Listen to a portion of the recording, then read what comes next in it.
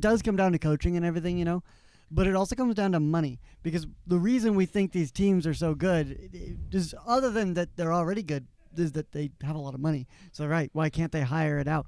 I think another thing, though, is that it's the hangover from the past, where, like, again, this only really started in the 60s and 70s. So maybe once you solidify as a football school, as not a very good basketball team, people aren't going to go to you for basketball because you're not a basketball. And like the athletic Sure. directors are like, we have a rich history of being a basketball school. Why am I going to pour all this money into football? And vice versa, exactly. Why, so it's like, when I could just pour it into basketball. Yeah, but basketball's or such a vice- cheap sport. Yeah, that's why more schools play basketball. That's why But UVU plays If basketball. and I didn't know that till yesterday, by the way. You didn't. What? I didn't know Bro. UVU had a basketball team. I Wow. knew they had football. I mean, soccer. yeah. Yeah, I didn't know they had have basketball. pretty much every Yeah, sport everything except but for I've football. never Except for heard, football. and maybe it's just because they suck.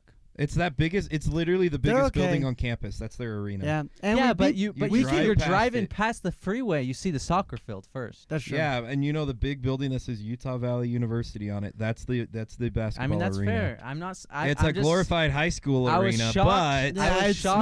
small. I was shocked when I saw Utah State playing UVU, and then who was it? Who played Utah? BYU played UVU a couple years ago. Who They- And we they- beat BYU a I couple know. of times. Yeah. it was really embarrassing. Who did Yeah. Utah Tech play?